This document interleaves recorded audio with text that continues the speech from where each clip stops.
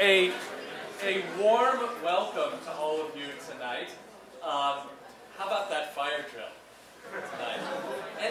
Anyone who has a complaint about the timing of the fire drill, I would like to invite to address that complaint to Randall Corman, who I believe, even for leave, is still responsible for the timing of all of the fire drills in the building. That's a joke. I heard two people laughing at it. I thought maybe it would go over better. Before I roll the video of tonight's lecturer, just kidding, he's actually here in the room.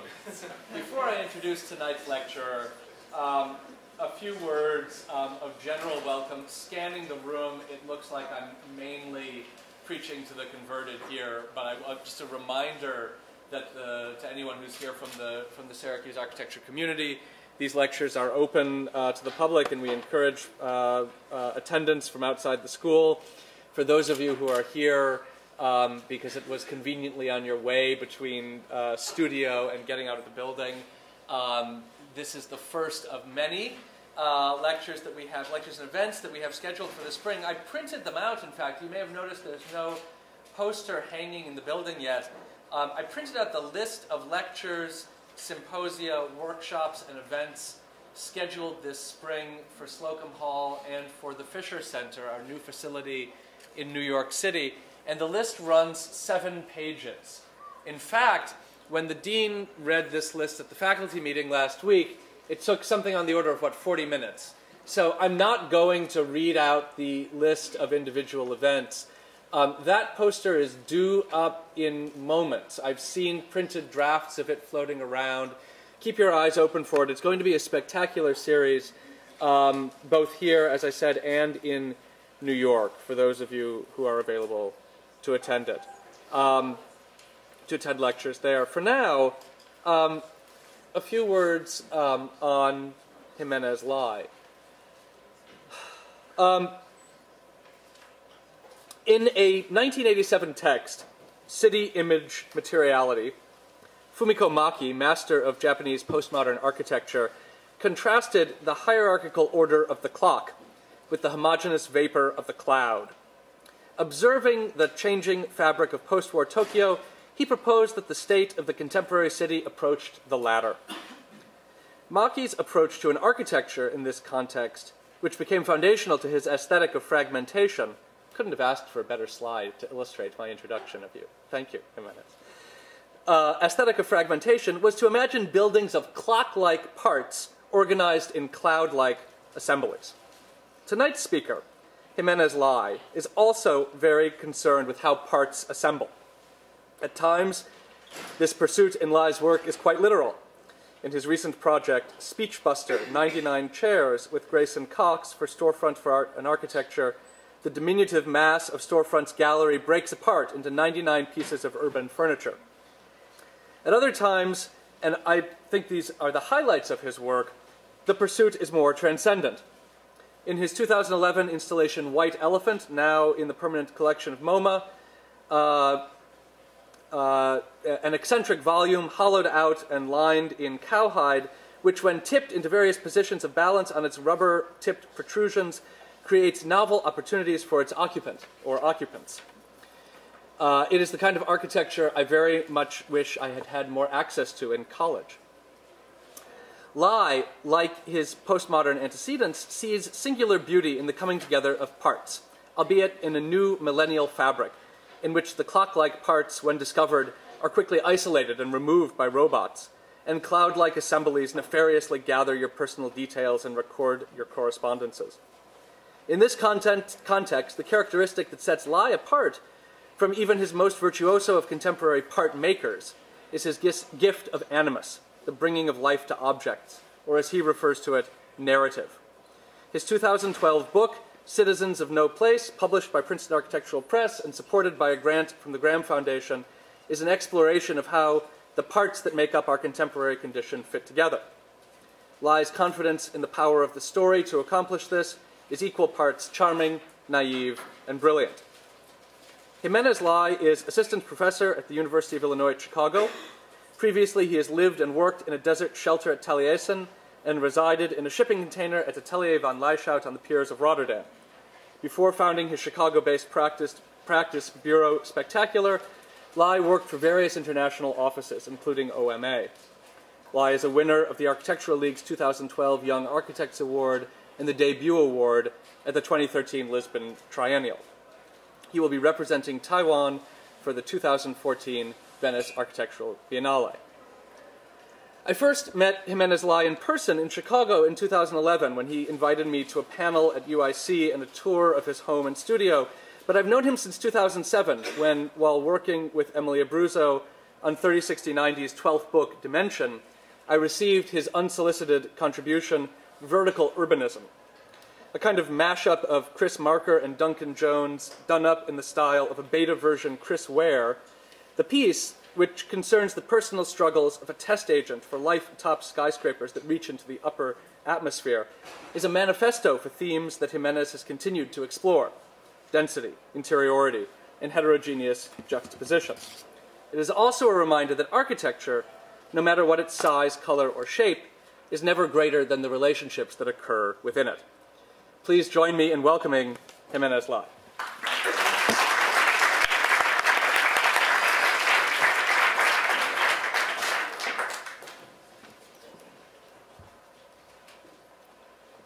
Jonathan, thank you. Are you able to hear me? Is this thing on? Okay. Thank you, Jonathan. I couldn't have said it better myself. You should give the lecture. I'll just get right to it. The name of this lecture is Piles of Parts, and I will be breaking this down into 5 parts. First part is gravity. Second, I'll be talking about pareidolia. Third part is superfurniture. The fourth, Frankenstein. And finally, the fifth part, BS. Let me just also quickly introduce myself a little more. I published this book, Citizens of No Place. If you have this version of the cover, send it to me. I'll, paint it over because I really dislike this cover. It was not my choice. Citizens of No Place largely is a comic book. And why would one choose to do a comic book if your endeavor is architecture? And I would say, near the beginning of my pursuit, I wondered to myself, is the fabrication or the making or the construction of architecture more difficult than the reason of architecture? It occurred to me that the reason is a far more difficult beginning to pursue, and this is why I wanted to become, deeper immersed in the theory of architecture and have a better understanding of what it means to have a theoretical position.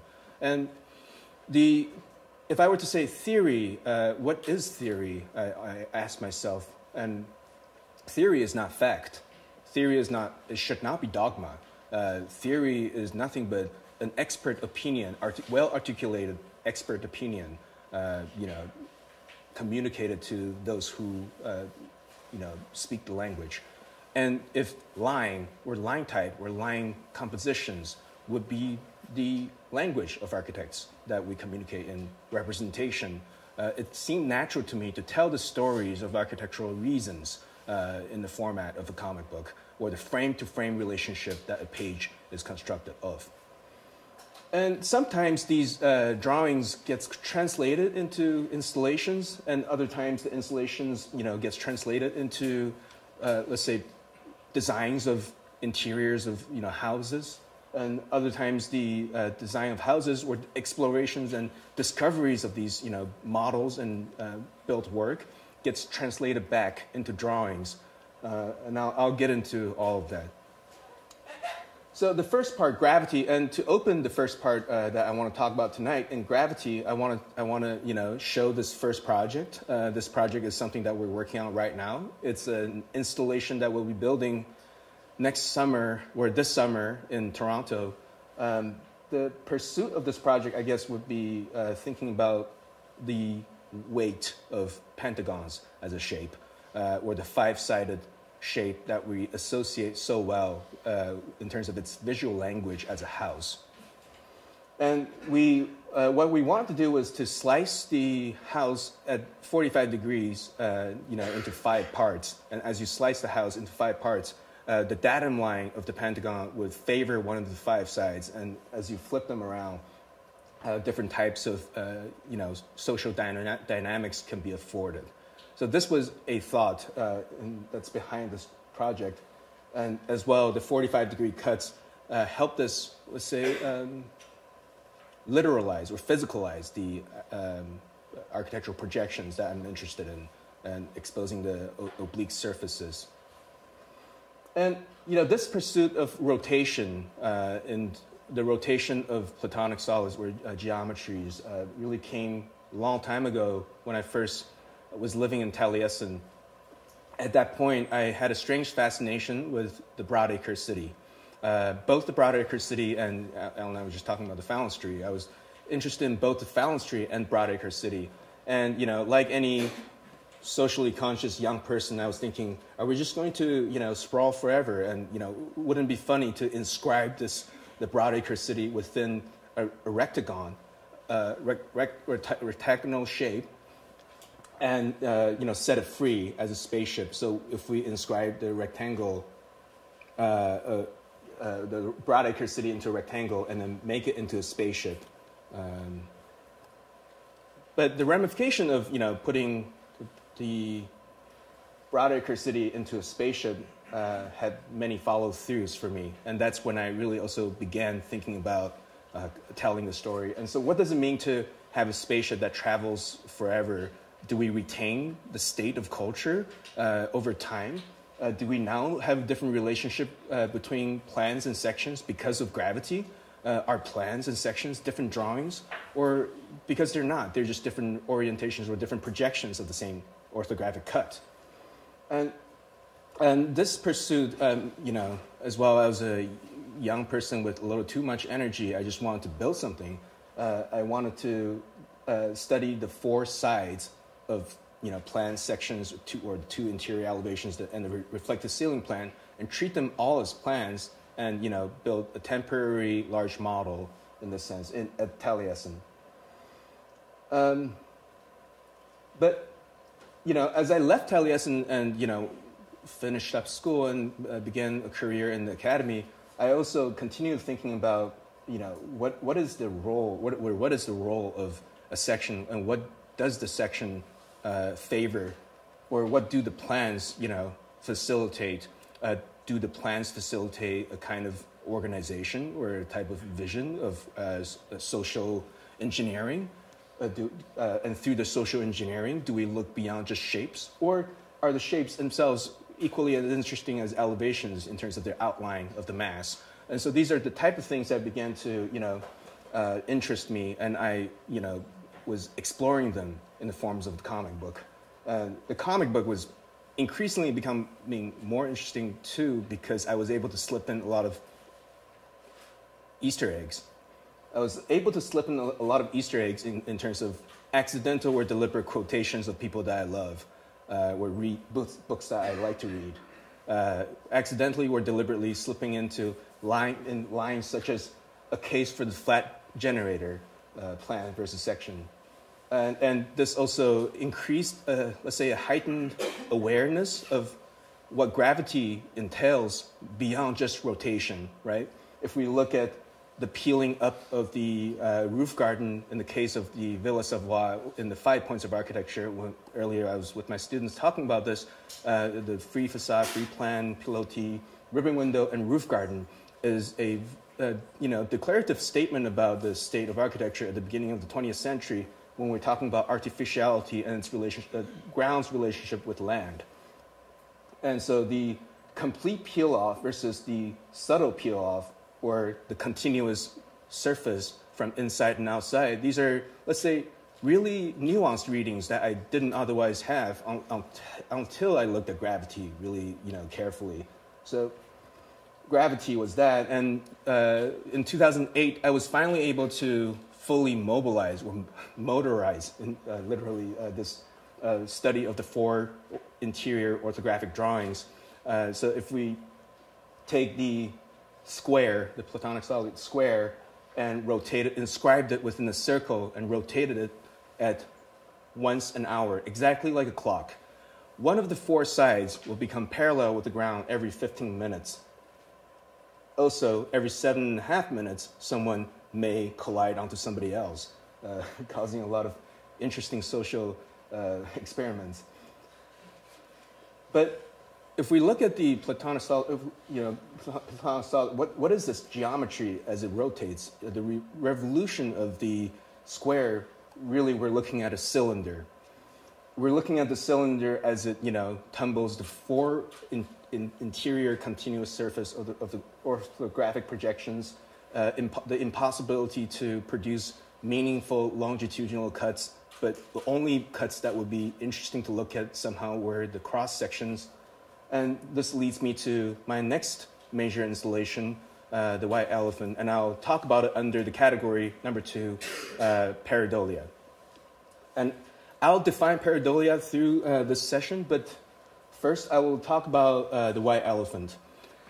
I met this interesting person, his name is Drew Parrish, while I was in Kentucky, in Lexington. Drew Parrish had a gallery still has a gallery called Land of Tomorrow. Now it's in Louisville. We were given the clean slate of designing an installation and an exhibition. So what I really wanted to do was continue the pursuit of gravity and what does it mean to rotation? What does it mean to pursue rotation further? If the initial desire was to study and interrogate the 4 drawings and therefore producing a lockdown axis that makes a cylinder impossible to escape, what does it mean to have a sphere as opposed to a cylinder? What does it mean to rotate, every which way? And what would be the ramification of it architecturally? So that's the name of this project, White Elephant. As Jonathan said, it was collected by MoMA. We're very thankful for that. There are 3 primary thoughts behind the White Elephant. First is I want to create something that's hard on the outside, soft on the inside. I've come to accept that most things that I like in life are hard on the outside, soft on the inside, including food, people, and architecture. If you think about it, deep-fried things are great, aren't they? They're hard on the outside, soft on the inside. Or people who you can't read at first and you realize that they're wonderful. Or architecture that gives you a hard impression in terms of its shape, and you can give them some kind of a nickname, perhaps, but the interior is merciful or graceful in that you can wander freely and produce your own programs. I'm interested in that type of architecture. And so that's the first aspect of it. And the second aspect of it is that it tumbles. So first, hard on the outside, soft on the inside. Second, it tumbles, it rotates, continues the pursuit of rotation that I was talking about earlier. And I'll get to the third later. But why rotate? Is it a gimmick? Who cares? Who cares about rotation? But this is why. This image is why I thought the rotation is very important. The same mass, as it changes its relationship with the ground, produces a different type of proportion that we are able to read into. Okay, a different type of proportion. I'll use this story to quickly, describe some of the ways that I was pursuing this thought about mass and proportion. So here you can see a man in the wild who's pursuing a deer. He, thinks about it and gives the deer a hug, and then slits the throat. He kills the deer, but he does not take the flesh. He simply skins the deer very enthusiastically. He skins the deer. He then systematically sews the skin back together and made it into a cloak and cladded himself under this cloak, the cladding, or a carpet, a cladding as the first architectural detail. He took this cloak or cladding or carpet over to the woman that he loves, and then he describes to her his day. I killed a deer. I spent all night sewing it back together. She's unaffected by anything he says. He covers himself under the carpet, and in doing so, abstracting the details of his features. And then under the cloak, he dances for her. the abstraction of his details produced a new skyline. And this outline of these masses affects her. It changes the way that she was reading his mass, his body. And so the way that we're looking at bodies, and why the body? Because, the history of art, we've been pursuing the posture, or the posture of the body for thousands of years. If we look at the Greek Kouros to Michelangelo's David to Bernini's David, even if we cover their faces, if we're looking at the bilateral symmetry of the stiffness that we're looking at from your far left, or a contrapposto that produces a sensation of relaxation, or torque, which produces intensity. And even without the details of their feature, we're able to assign personalities to the mass. So the translation of the body to architecture isn't a very new one either. If we're talking about the capital, the shaft, and the base, and as Louis Sullivan translated it to the skyscraper and the tripartite reading of the vertical mass, we know that, and here also taken quite literally by Adolf Loos in his entry to the Chicago Tribune Tower competition in 1927, we're able to say, I'm able to wonder to myself now, do I like the Seattle Public Library so much as a mass because it's performing contrapposto? Is it because it still follows somehow a tripartite relationship in its verticality? And if that's the case, again, who cares? Who cares about the mass? But this is why we care, because the representation of any society is able to be reduced to a skyline. And we're able to say, if I'm not saying anything special as a sentence, and if the skyline is a sentence of buildings, if the skyline is a sentence of the buildings, and we're able to change the individual letters or the characters of the sentences, we're saying different cities. With the individual pieces of architecture, we're able to do that. So if I care about mass in that way, and the communication of mass as an outline, why wouldn't I just spend all day talking about the Venturi duck? The reason why I wouldn't want to do that is because I believe that the stitching together of a type of tension or the nuanced readings into mass is far more interesting than direct readings or literal readings in some ways, because there is no mystery to the duck in its mass, whereas I'm interested in a type of mystery. If the architect is also an author of a mystery novel, or earlier I was talking with my students about Waiting for Godot, the play, if there is no actual resolutions to a story, I believe that the mass is such a mystery that can be explored. And to attach this thought onto pareidolia. Pareidolia, I don't need to tell you what you're looking at. In fact, I shouldn't want to tell you what you're looking at. There are things that you may or may not see, but it's not there, but we may or may not see them.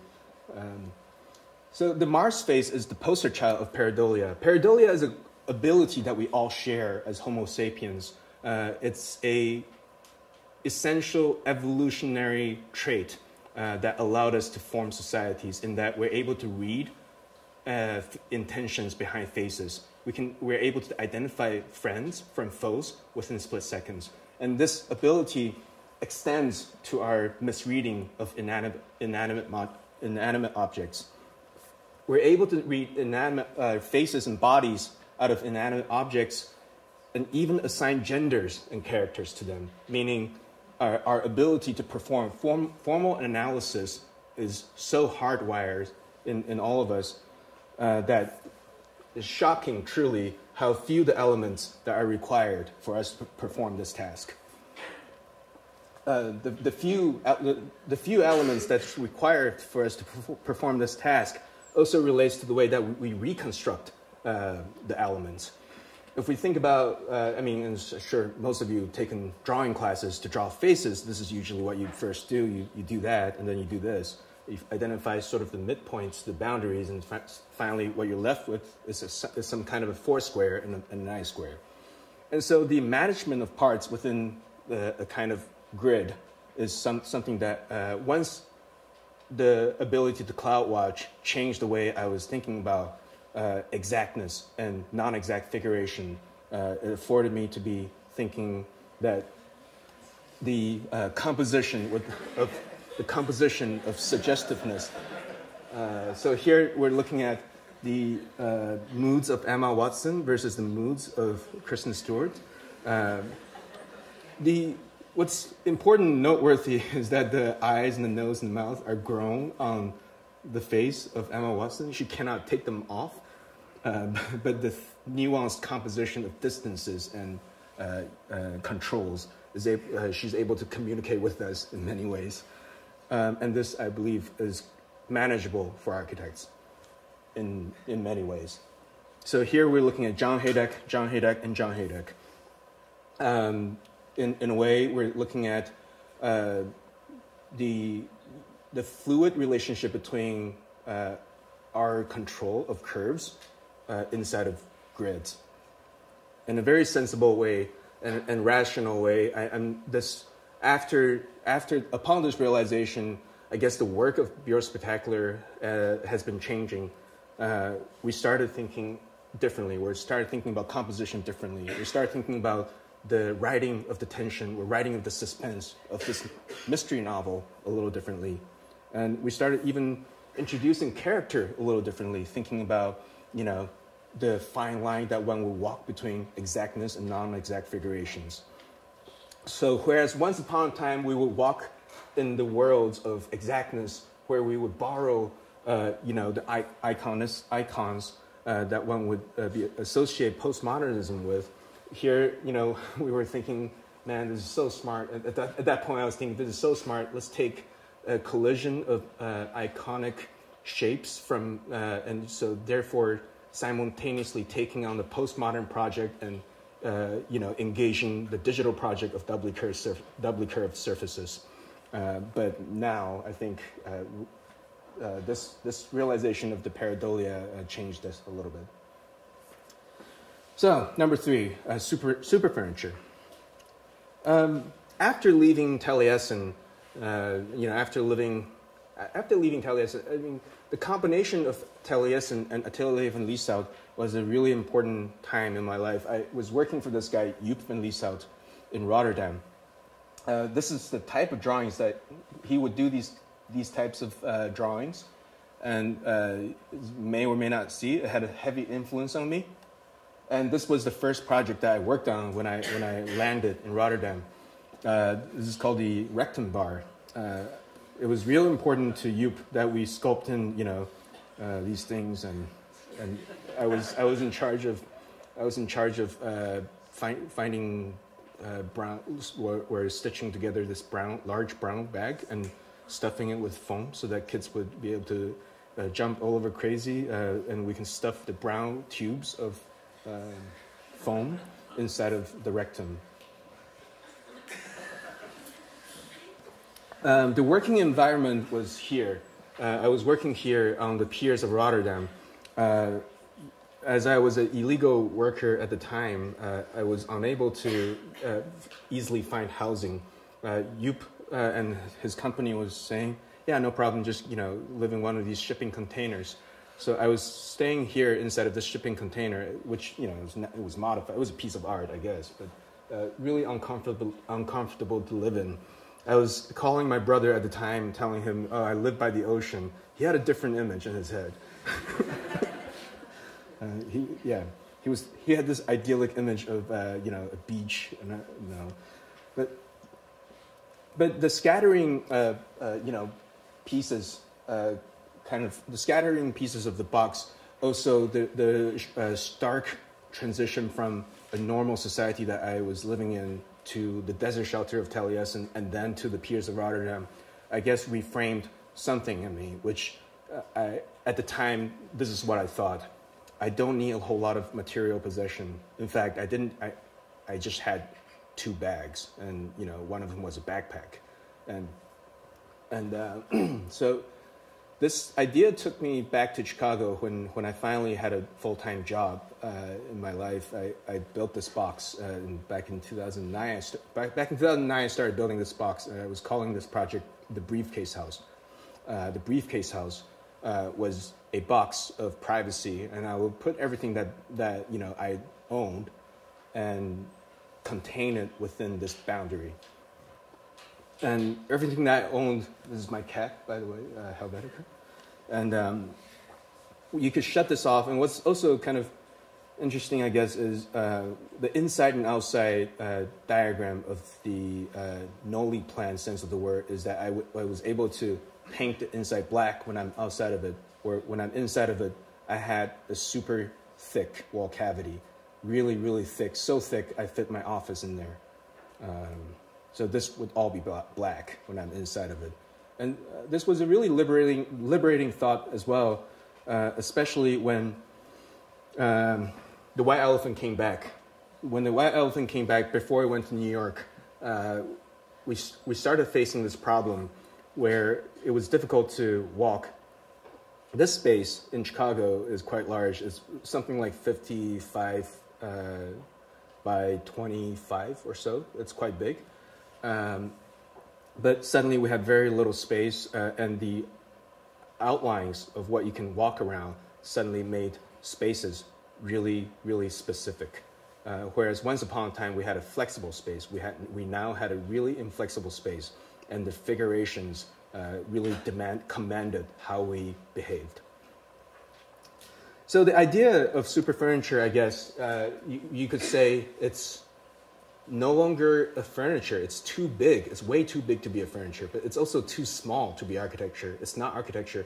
So because it's not architecture, it's not furniture, it's also no longer to me an installation because it's a permanent piece that I live in. I started to call this idea super furniture.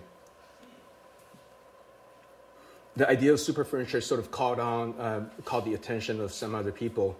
In 2012, in London, during the London Architecture Festival, we exhibited this piece. We were invited by the Architecture Foundation in London, by Sarah Ichioka, to take the show on the road, so to speak. I designed this super furniture at the time thinking about performance piece because I made a verbal commitment that I would be living in public. I would live in public inside a gallery space on a busy storefront in London for a month. So for 1 month, that was my verbal commitment to them.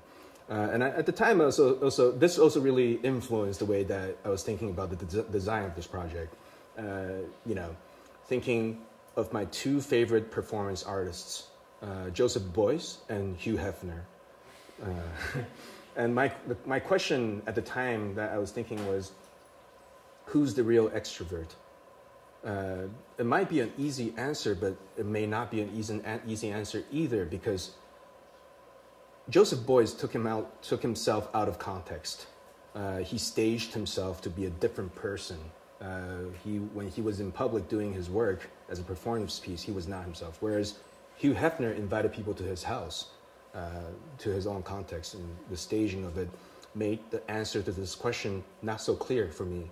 And so the way that one would frame an extrovert and one would frame an introvert was one of the driving forces behind this architectural installation / performance piece in London.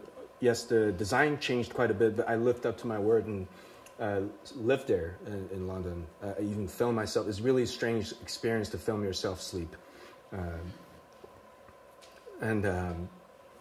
I couldn't do a month. After 18 days, I had to quit. I really wouldn't recommend it.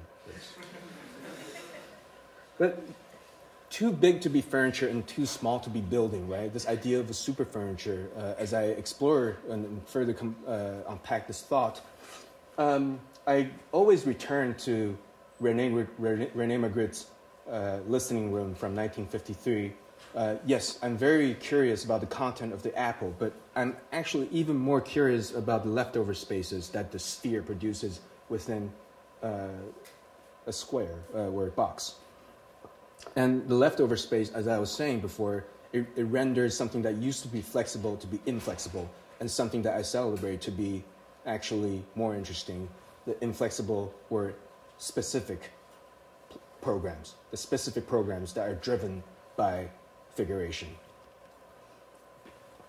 the specific programs that are driven by figuration in terms of, the gap between what's inside and outside, what's designated as a program, or what is meant to be a corridor that you turn corners from, can we orchestrate? Can we orchestrate individuals who live here to set stages for their daily lives? Can we produce a type of narrative of the domestic diagram? And configuration no longer just be the whims, but an actual driver of the day-to-day. And some of the plans that really fascinate me, they almost come from the same people. Almost all of them come from the same people. That is Sana. Here we're looking at Moriyama House, or the Kanazawa Museum, or the Toledo Glass Museum, or the Rolex Learning Center. If I were to say I like comic books and I see the frames of the comic books as specific episodes, and the gaps between the frames are the manageable in-between spaces, and the boundary of the page is architectural boundary or envelope. In some cases, what appears to be frame is not programmed. In other cases, what appears to be frame or what appears to be gap is occupiable but not programmable. In other cases, both the frame and the gap are programmed. And so this is really interesting. And I think, maybe moving away a little bit from superfurniture and maybe graduating from installations and thinking about architectural plan typologies, is the loose fit plan suddenly something that I want to truly pursue? And can we, evolve the idea of the superfurniture into what the loose fit plan can afford? We did this workshop with possible mediums just now. The studio members of my studio, please see example. We were doing these carpet type plans and thinking about the loose fit plan and whether or not the inscription of what is meant to be signified as important is now in the form of carpets of plans. But this is also the driver in a way to our proposal for the Taiwan Pavilion for this year's Venice Architectural Biennale in June, which will open in June. The title of our proposal was Township of Domestic Parts. We were really thinking about Rem Koolhaas's call for fundamentals and thinking domesticity is possibly one of the origins for architecture, and the production of domestic program is really a modern phenomenon, because whereas privacy probably used to be a luxury once upon a time, now we expect a 2-bedroom home. So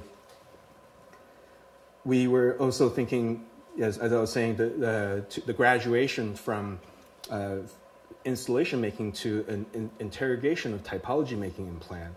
One of my favorite quotes comes from Jeff Kipnis, and the quote goes, "Did the caveman set out looking for a 2-bedroom cave?" This is really the answer that the question that we're trying to engage. And so instead of one pavilion, we're thinking 9 little pavilions, or 9 little houses, and 9 single program houses. So we have the house of sleep, we have the house of social dining, we have, the house of shit. And these are really important things because, you can walk between them, walk through them, and, it really asks questions about our relationship with the ground. Even garden, is garden a house, or is garden a program? Is the living room more than just one thing? If we think about modern living rooms, there's the living room that you actually sit on your ass on the couch, watch TV. There's that used living room. There's also, in some houses, there's the living room that you display what appears to be a pristine idealization of the representation of your home that you never touch. Only when guests arrive, you take them into this room to show what a great picture of a family it is. And so, what is a living room? Is the living room an altar of appearance? Is a house of shit a portal that exits you from the distinct normal day-to-day with your family, and so that the bathroom is actually an escape or a sanctuary for yourself, and through the windows of an iPad or book that you transport yourself into another reality. So superfurniture that evolves into lucid plans. Number 4, so that was number 3, superfurniture. Number 4, Frankenstein, or, exquisite corpse. Exquisite corpse, this example of the exquisite corpse came from André Breton in 1923.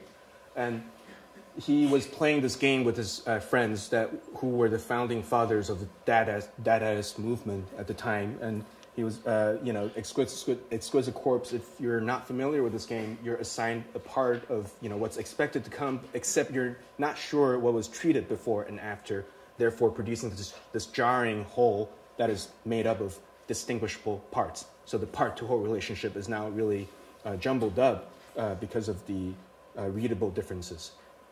But the readable differences of the part-to-whole relationship was really beautifully articulated by Bob Somo in his essay Ring Dot 101, especially when he was talking about the saturated shape, when he used Bruges Concert Hall from 1999 by Neutling's Redijk architects as an example of saturated shape, where the aggregation of disparate parts, of disparate reading masses that are cladded with the same pattern is able to be unified as a new whole or a new shape. But while I'm a subscriber to this ideology, I'm also wondering how is it that sometimes I'm really drawn to poorly collaged things or poorly managed things. In the case of these poorly collaged things, if I were to see the roof garden of the Unité d'Habitation as a exquisite corpse of many parts that's supposed to be unified inside of this rectangle, or if I were to see Villa de Lava as a Frankenstein or a remixed version a la DJ Kohlhaas of Villa Savoie combined with Johnson Glass House, therefore forming a brand new statement or brand new thesis about both a relationship with the ground. And in my recent teaching as well, I've been really kind of focused on how one manages the over-articulation of part-to-part relationship. Are we able to manage the over-articulation of part-to-part relationship? Can we see this building or Metropolis 2 from Chris Burton, or Andrew Kovacs, or Peter Jan Hinkels from Speedism? Can we see all these as examples of Frankensteins, particularly these two, truly fascinating?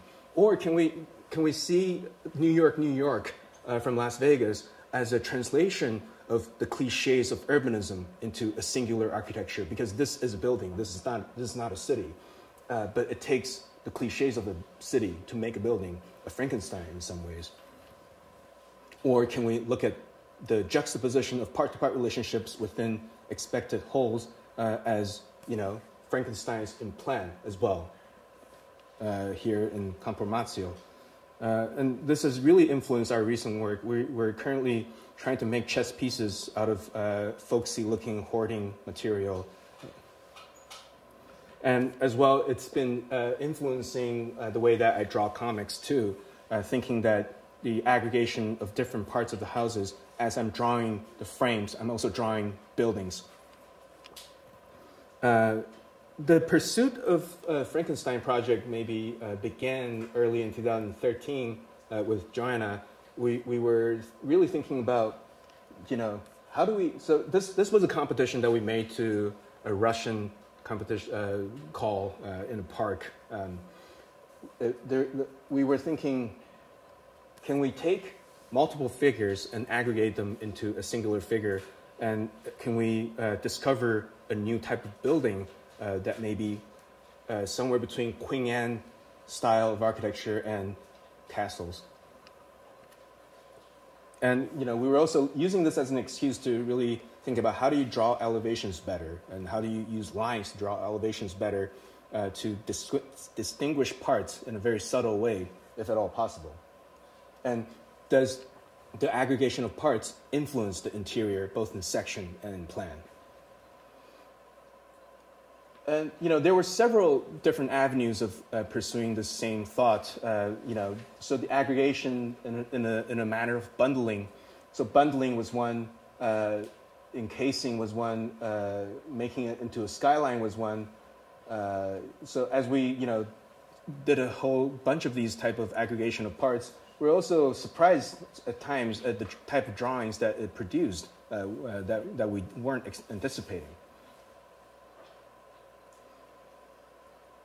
And the aggregation of part-to-part relationship really came to maybe a pinnacle point in 2013 for us when we were commissioned by Eva of Storefront for Art and Architecture to make this giant outdoor furniture that Jonathan was talking about with Grayson Cox. And we were, commissioned to commemorate the 30th anniversary of Storefront for Art and Architecture. And our thought was, let's take the footprint, let's export Storefront elsewhere. Let's take the footprint, which is a trapezoid, elongated trapezoid, and explode it into a lot of urban furnitures. And as we exploded it, a strange relationship between deconstructivism occurred in us as we were also thinking, can we reallocate, parts of these urban furnitures to produce program?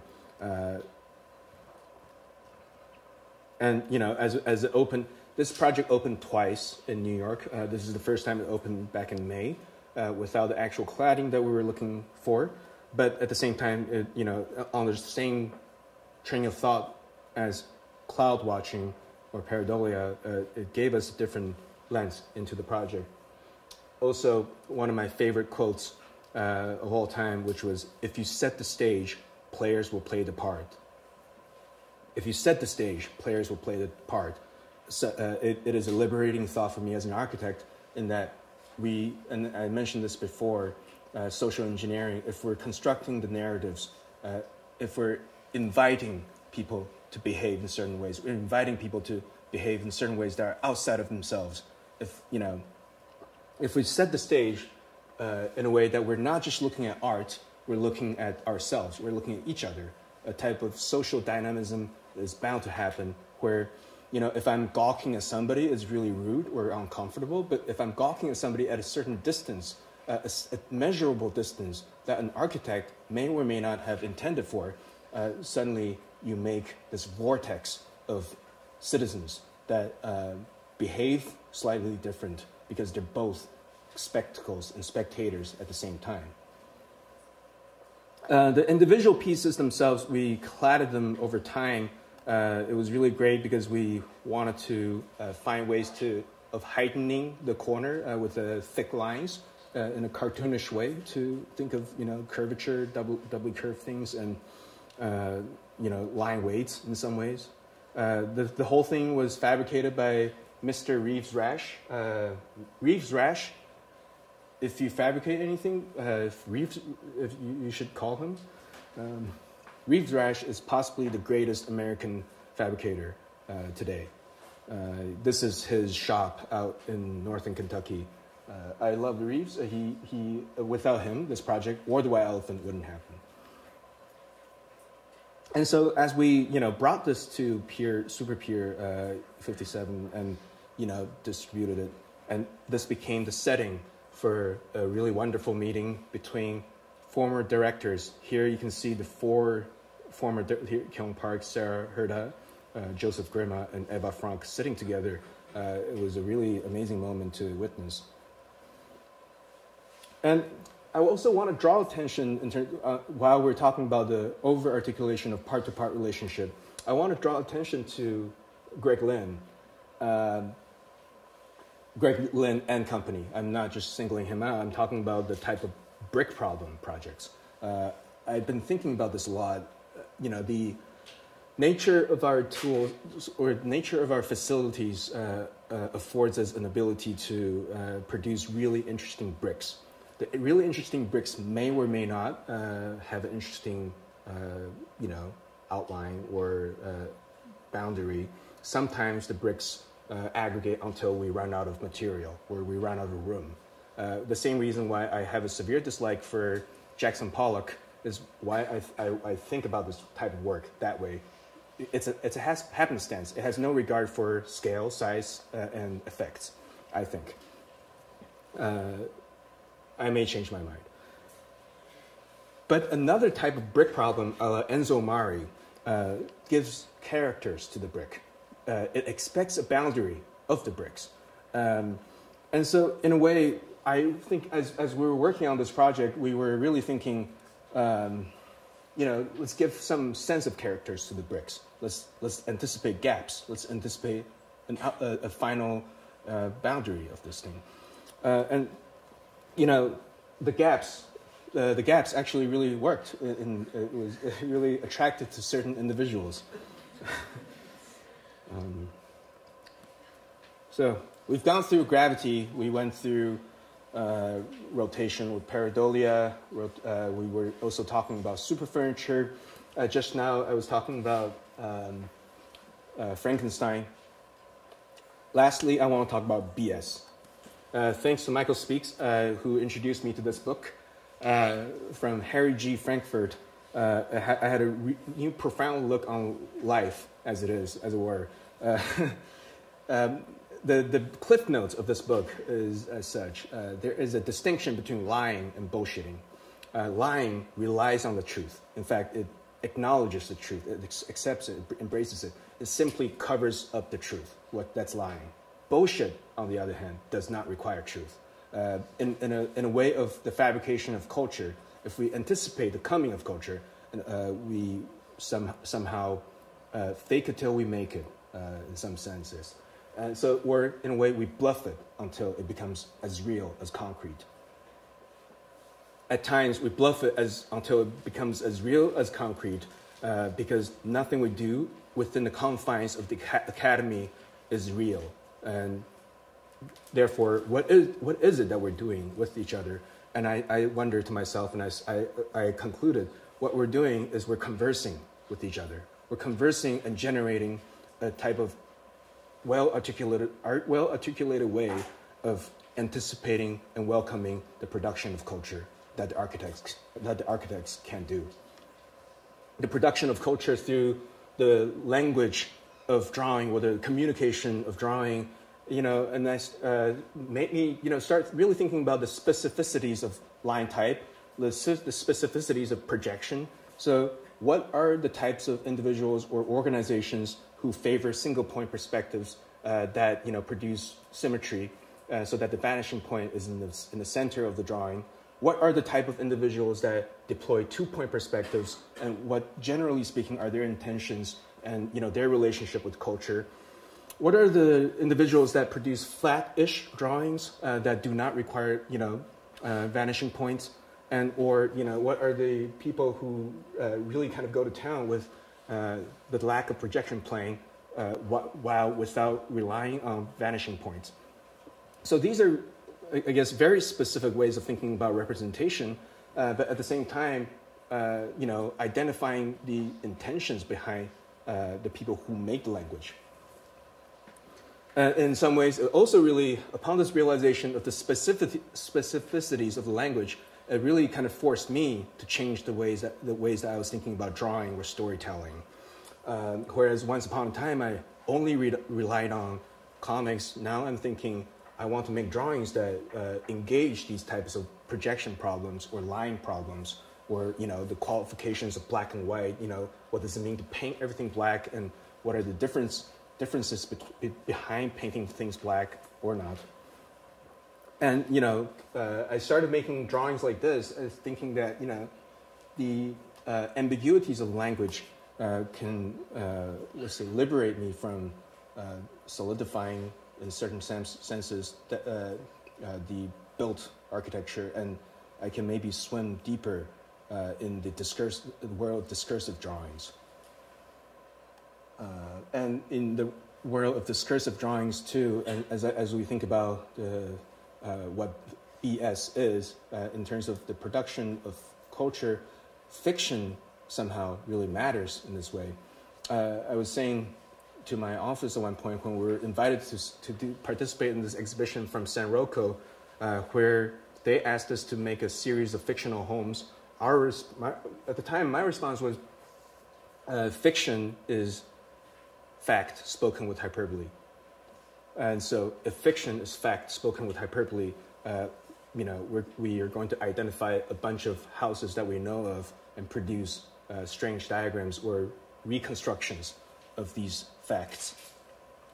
So here's Miller House from Jose Uberi, or is the Eames House, Eames House, that's the Eames House, or the Slow House is the Slow House, or, Farnsworth House, so on and so forth. I will now quickly go through a few stories and end. I'll go through, I think, 4 or 5 stories quickly. As Jonathan said, this is how we met. The Vertical Urbanism Project, the Tower of Babel, where within it I was talking about the, question of how high can we go. The answer within this reality of how high can we go is when we run out of air, which is roughly 12 kilometers when we hit stratosphere. And so, as you can faintly make out the skyline of Manhattan, this building is the extrusion of Central Park for 12 kilometers. This building is the central extrusion of Central Park of 12 kilometers, and it has the capacity for 87 million people, which is the size of Germany today. So if you can imagine, rounding up all the Germans and... Right? That's really funny. Whenever I was presenting this in Sweden, nobody laughed.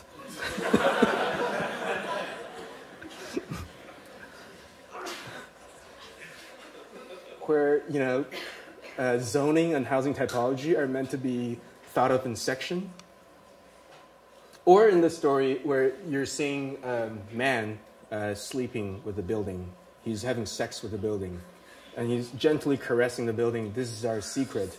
This is our secret. No one will find us, but he's wrong. He's being discovered. He says, freeze. You're under arrest. The man says, why? Because I'm sleeping with the building? The policeman says, no, because you're sleeping with the wrong buildings. And so here he tells this man, the accused man, what are the right buildings. And they include iconography, economy, and morphology. And this building is not an icon, not economical, and has no morphological basis, and therefore is simply ugly. But he says he's not guilty because he's in love. He says, yes, I'm not guilty because I'm in love. I cannot help myself because even though I know that's the way it looks, that's the way I see it. So the second policeman says, yes, you're right. Love is innocent. We'll forgive you and make a special case for you. But let's assign a reference number of this thing that you're sleeping with, so everybody can sleep with it. Or in this case of a murder story where a billionaire was killed and there were 3 witnesses, all suspects: the butler, the wife, and the classmate. And they described the same dinner party, and they described they all confessed to the same crime, and they, in doing so, described 3 different houses. So I got to draw 3 different houses as a result. Or in the story where a future archaeologist is dealing with a rare specimen of an early 21st century person who reemerged in a desolate land of suburbia, him having been gone for 10,000 years. And this future archaeologist is fascinated with the average taste of the early 21st century. And that's his question. Was architecture this or that? Because what they can't figure out was, according to the records of the academy, architecture was this. According to field studies of the archaeology, architecture was that. So in Victor Hugo's sense of the word, this will kill that. This has no relation with that. And finally, the last story that I will show tonight is this kindergarten. This kindergarten with 3 children who are graduating kindergarten are talking to each other, sitting in the sandlot, asking each other, what do you want to do when you grow up? So the question was, what do you want to do when you grow up? The first kid says, I want to be a fireman when I grow up. I want to, jump through buildings. I want to hang out with real firemen. I want to save people. And the second kid says he wants to work at an aerial space mission control center. He would have wanted to be an astronaut if he weren't so fat. because he's physically unfit to perform the task of an astronaut. He wants to participate in this process and bringing them home, because he also really likes to imagine his own constellations. The third kid wanted to be professional basketball. He wanted to be Michael Jordan. He wanted to be good at rules, physical capacities. He wanted to, be good at the game. So the fireman kid said, yeah, probably, the house that I live in, probably I'll live in a clubhouse or a tree house of some sort. I'll invite you guys over. The second, the fat kid who wanted to be an aerospace engineer, wanted to live in a house inside of a house. He said, that way I can scratch out the outside, or I can scratch out the inside, or I can scratch out the whole world, and no one would know.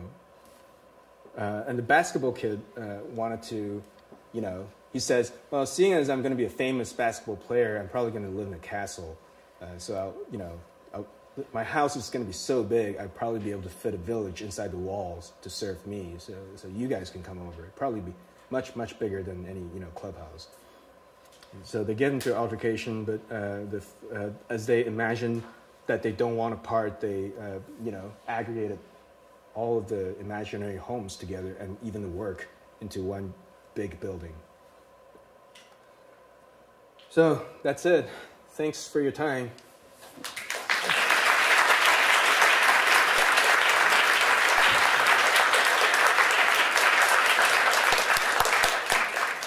Questions for Jimenez before we break? We have a little.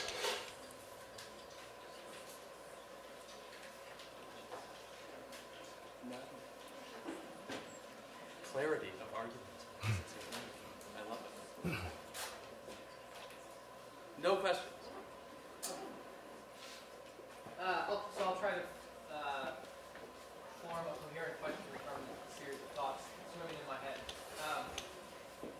Every time I see you speak or hear you speak in public, I'm always amazed at the amount that's in your head and then on the table for all of us. And it's a combination of a drawing project, a spatial project, and then everything in between. And I'm just curious, in your own ways of working, do you ever make distinctions between a drawing project or something that's more about representation or a spatial project that's maybe more literal? I mean, I think there's a lot in what you do that's meant for all types of people. Like there's the little Easter eggs, right, that all of us can find that studied architecture if we look closely enough. There's also like a lot of engaging shapes and colors for people outside of architecture to appreciate. And at the same time, it seems like that's all very deliberate. So I guess the question is twofold. Like, how do you ever make a distinction or establish a hierarchy between all the ways in which you work and then all the goals and ambitions that are on the table? No, just a mess in there, right? No. It's total lack of organization. Yeah.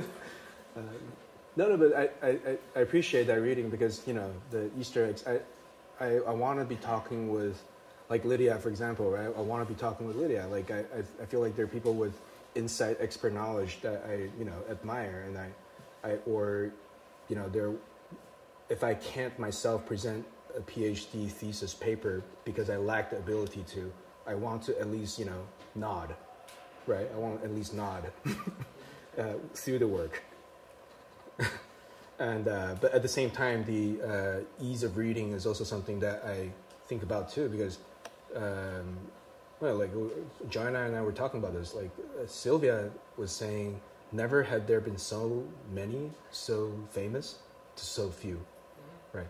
And so if we can make something that's just palatable or delicious, and it kind of doesn't matter if you are in the inn or not in the inn, and in a way, in a very inclusive and inviting way, maybe there's just a chance of us expanding the territories of what architecture is to us, I think. Yeah, I mean, I find that aspect incredibly refreshing, especially for the last few generations of students who were trained to kind of, well, in most instances, purposely alienate people by doing things that were so internalized that they didn't have the ability to have a mass appeal. And this kind of does both. Like you embed the projects with the Easter eggs so that the people who find them can have pleasure, but then the people that can't find them have other things to get excited about. Right. And if anything, this project is not flat enough. I received scathing criticisms from my book about it being too convoluted. Yeah. Yes. Well, you're kind of known for, and you present yourself as this cartoonist who either makes imaginary worlds or imagines a world, and like in any kind of sci-fi story, there's like this sci-fi universe that you tell stories within, and I guess I'm interested in how you imagine yourself as both like a character in this, and then who's kind of acting out, who's making your own work, I guess in whatever the real world is, or perhaps there isn't one if you're honest, but then within this world that you're making, you're both having a practice, and then you're also kind of a chronicler, or that is telling a story about it. But you seem to cast yourself in the role of either this the bard or storyteller, or else the kind of the protagonist in Hero Quest and the little prince who grows up. And within that though, there's the father figures, the cops or Jeff Kipnis or whatever, like the people who build the city that you put the furniture in. Yeah. And then, but then there's also the character of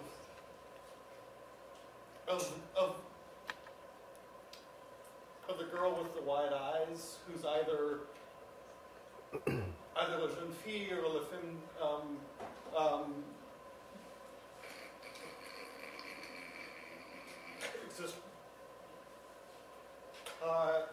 she's the one that you dance for. She's the one that you're bullshitting.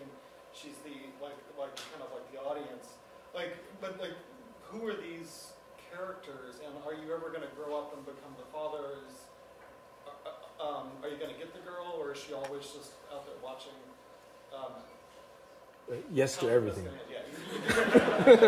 Are you going to kill your father? Are you going to kill Jeff Kipnis? Because I'll check that. No, you're just going to grow up. I'm just going to grow up, yeah. I'm just going to grow up. Yes to that. Yes to grow up, and yes to becoming, it's really scary. Remember, so at the Ann Arbor workshop, one of the students was describing, sitting at a casual dinner table and then listening to your father. And I looked around, like, am I the father? And it was like that TV show Montel. You are the father. No, John McMurray was saying that you'd be shocked how quickly this happens. And I want to do that. I want to do that, and I want to, I have zero desire in killing fathers because, seriously, I think, there's a tradition for it, and I understand that, and I also understand the desire or urge for it, but I also think it's not worth it. You just keep going with your territory, or keep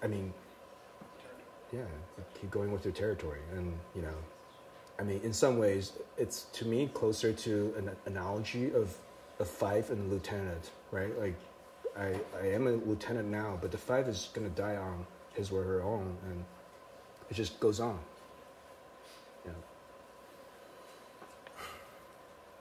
Any last questions? Yes. So I have to ask, I think it's a bit of a nascent, naive question, but what about it, because you're working with cartoon comics, there's that one other guy, Garth Ingalls. Oh, yeah. Garth Ingalls, knows that.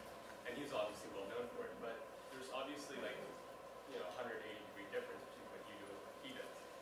And if I were to take a stab at it, I would say, well, yours engages some kind of criticality, whereas his, I think, pseudo version of that.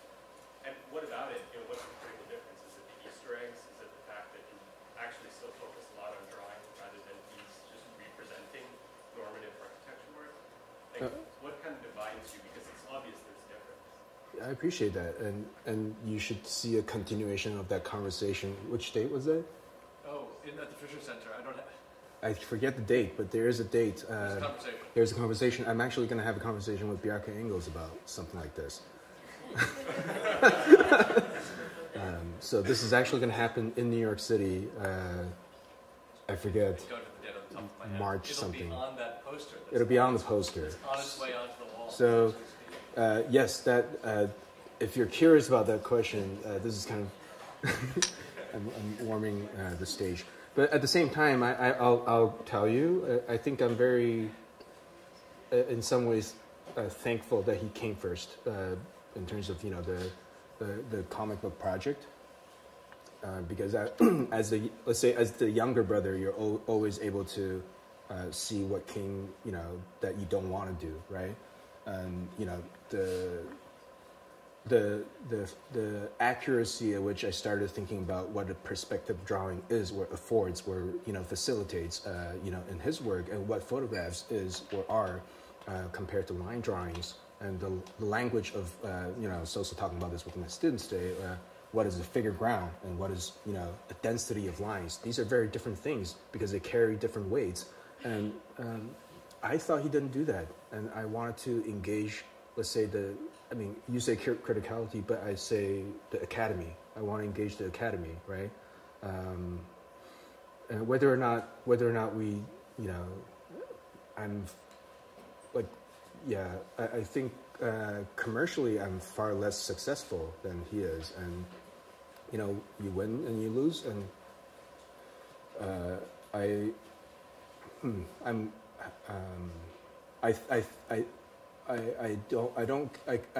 guess I don't really care as much about proliferation as he does, and so the mode of storytelling is there for a different reason. And if I were to compare and contrast the distinction between quantifying stuff and or refining qualities of stuff, I'm on the quality side, and maybe that's the 180.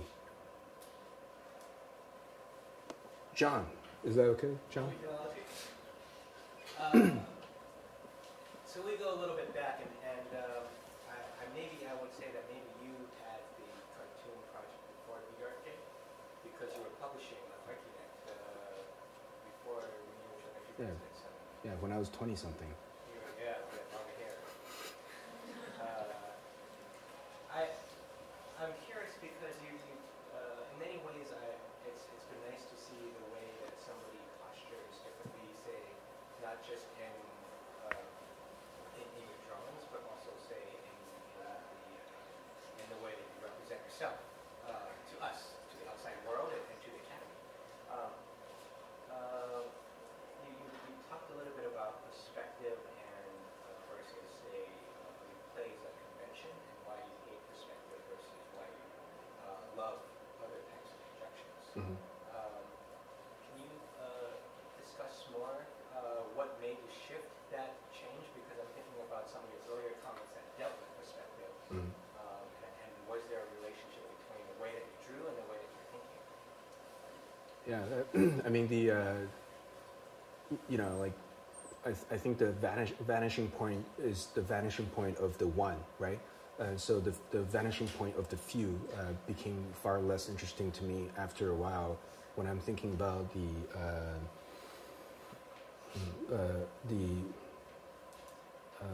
objective nature of notes, right, or the scores of music. If the objective nature of something that could be communicated over time. I guess I opted to focus harder on the orthographic side because I don't want to participate in the few somehow. Or I think the subjective view of the few that gets translated into the philosophy of the many becomes more and more increasingly dangerous, I think, for me. And I mean, if I were to translate that into, perspectival projection, right? The subjective view of the few in the form of a sensational projection, which is the perspective, becomes dogmatic, right? So the two examples that I showed were both dogmatic type examples, and maybe I can go on and on. And there's also the dogmatic type individual that make the two-point perspectives. And so I started thinking about the tendencies of the use, I guess. And I want to avoid that use, or I want to avoid being included in that. Yeah, I run a very quick piggyback question. One more quick piggyback question from the coordinator. Kind of related to John's question, and thank you so much for the presentation. Thanks for inviting. It's a fantastic array of different things. But I'm super interested in the 2-second criticism you made of Greg Lynn, and it kind of went behind the. I respect Greg Lynn deeply. You sort of contrasted the brick problem as evidence from what I understood. Maybe I got it wrong, but the Enzo Mari project and the kind of brick problem in the Enzo Mari project versus the what I thought of as the Greg Lynn project. And I just wanted you to repeat. Yeah, I mean, we could insert, the very many, or soft lap, or Freeland Buck, or Aranda Lash. There's a lot of people who do the brick problem, and some do better than others. And the reason why I'm putting Greg Lynn there is because I believe that he's the godfather of that trajectory, and so in some ways it's also a nod to him, right? But so a lot of people do it, and I just wonder about the architectural effects of it, and also the determinism of it. And I also was talking about Jackson Pollock and my severe dislike for Jackson Pollock. This person who would never scale the brush stroke, and would never really pay attention to when the boundary ends. And I think architecture at the end of the day has boundaries, and if it goes on forever, I wonder about that type of architecture, which there are people who talk about that, but I'm just not a subscriber to it, I guess. Okay. Thank you. All right, thank you, everybody. Thank you very much. Thank you.